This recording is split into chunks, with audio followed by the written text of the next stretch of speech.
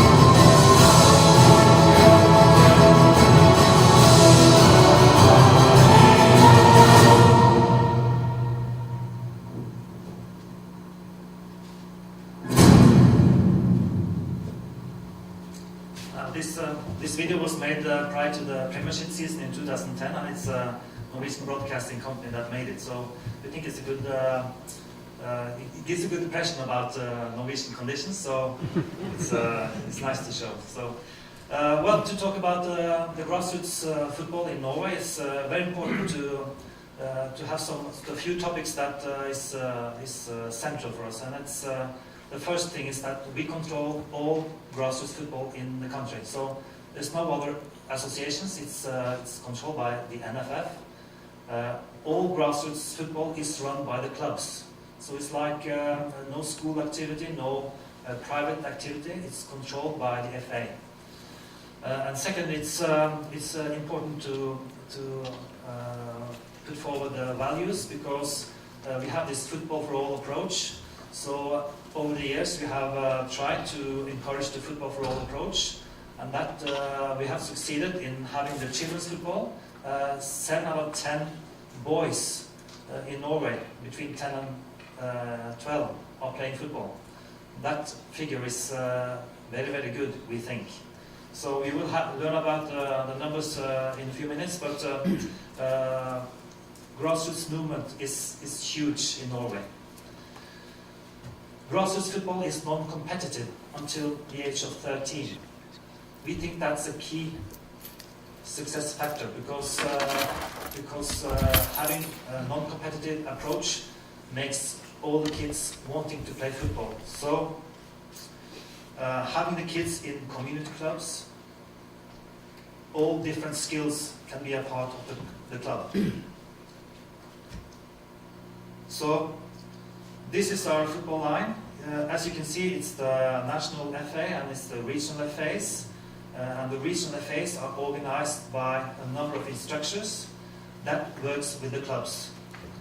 So, grassroots clubs in Norway is huge clubs. Some of them have like 150 teams, average about 40 teams. So it's very common to have big grassroots clubs. Most of those clubs are a cornerstone in the different communities.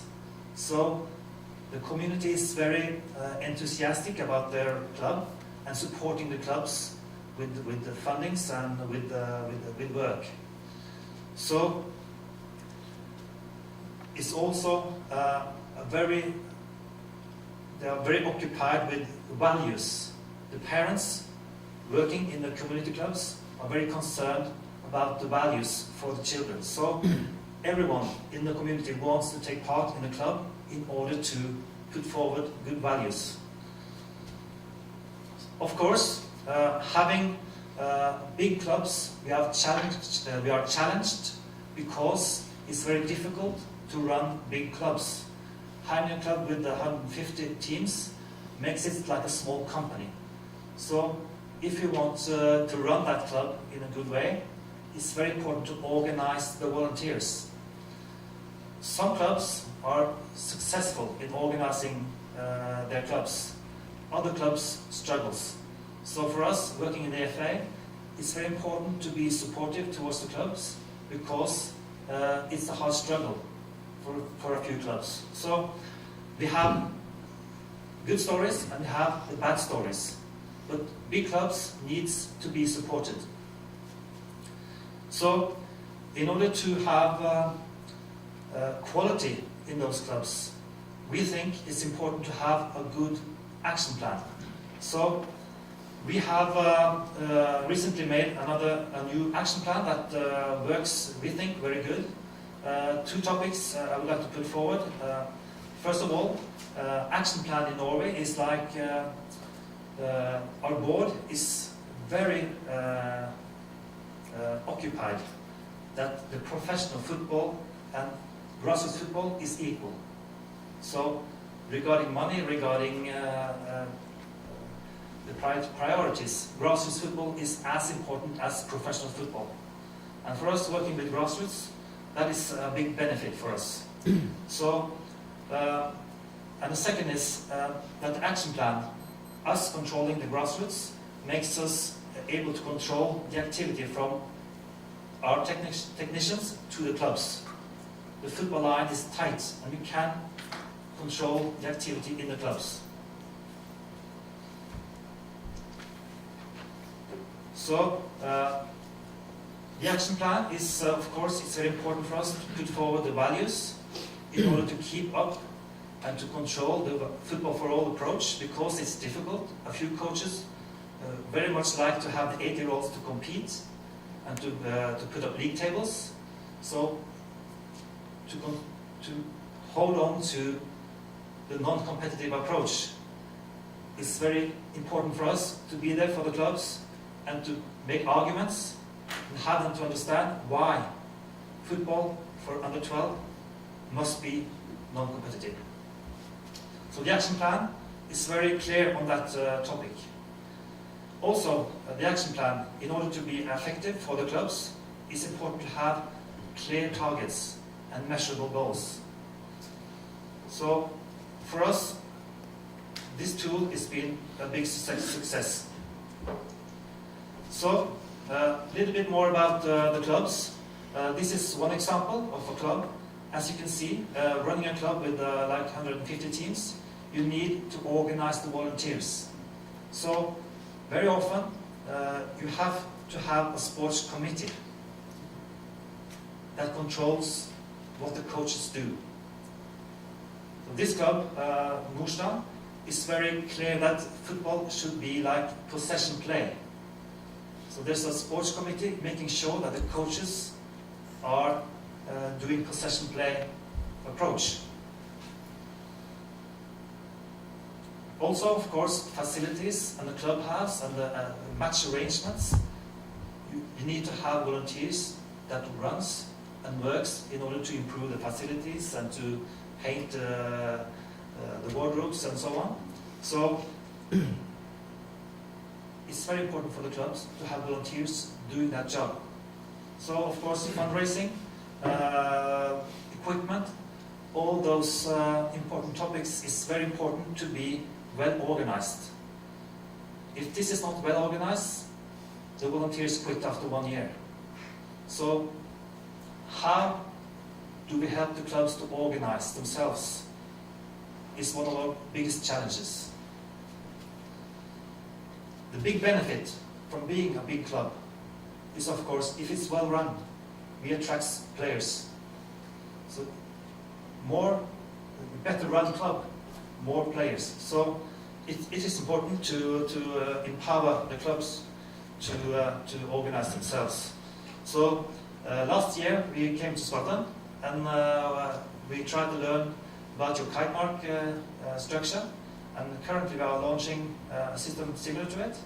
So we think that might help our clubs to improve. So this is samples from abroad, and I would like to say before the one thing that is a few of the big clubs do have employees.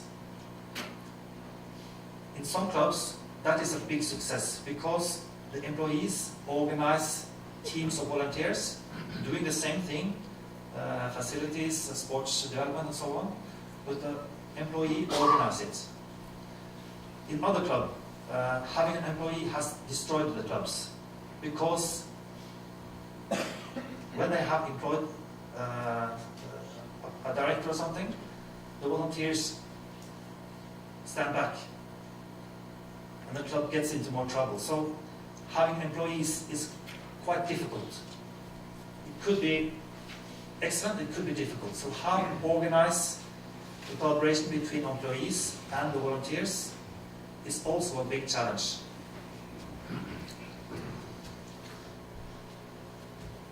This is a slide from a club called Dale. I would like to show you this one because collaboration between clubs is also a big challenge.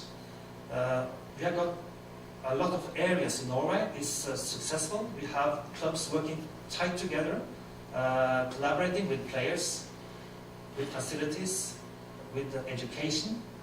Excellent collaboration. They are agreed upon when they are letting their talents go to the professional clubs, and they have made all the necessary agreements.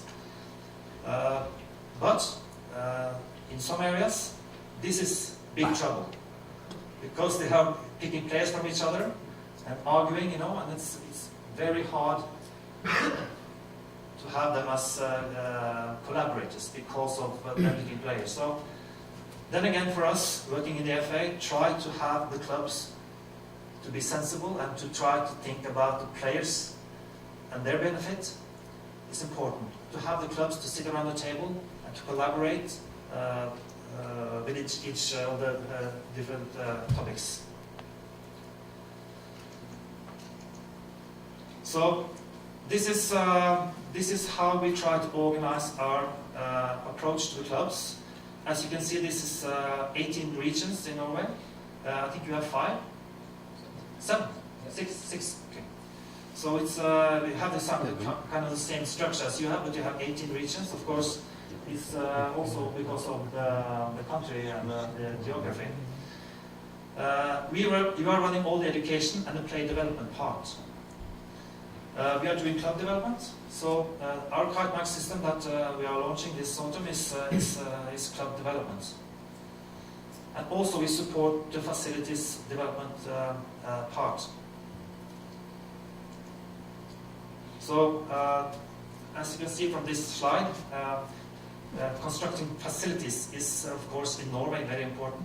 You saw the first video, and to have artificial pitches is been very important for us. So I think after constructing one artificial pitch in a community, we increase the number of players with 40%. So having artificial pitches in the community increases the participation tremendously. very important. Of course, we are lucky because we have a state lottery, and if you are constructing an artificial pitch in your community, you get 1/3 from the state lottery funded, and the rest is very often from the club itself or the local community.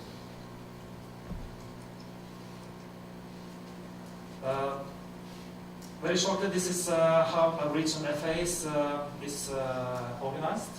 And I'm showing you this because the Norwegian FA, the regional FA, is also organizing the leagues. So there's no initiative to play like 11-side for 10-year-old because we control it. We can say we're going to play 7-side. So we have all the power we need to do what we think is right.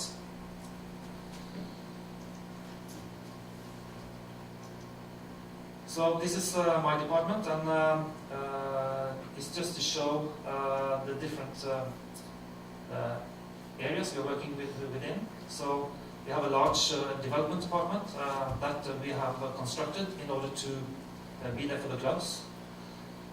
We work internationally with some projects in Vietnam and the Middle East towards women's football. Also, facilities is important, working hard to get more artificial pitches. And of course, we're running 18 artificial non-regional FAs.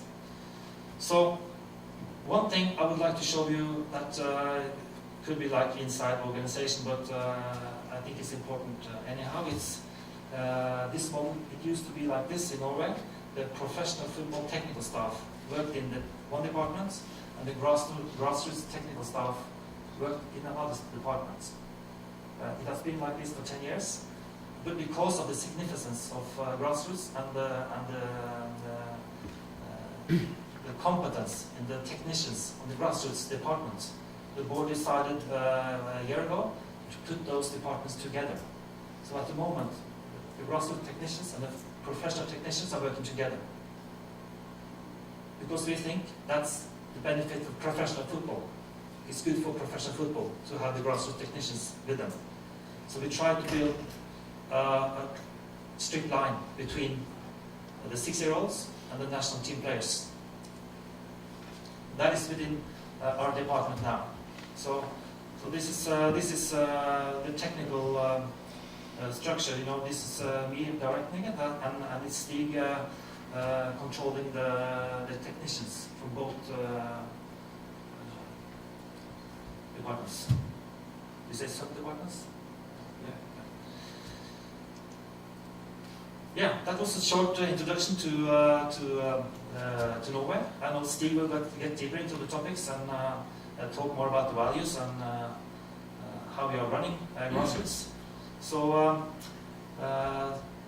yes, I think I'd like to thank you for the attention, and you will have in 1 minute a video, but first I think Jim is on the stage.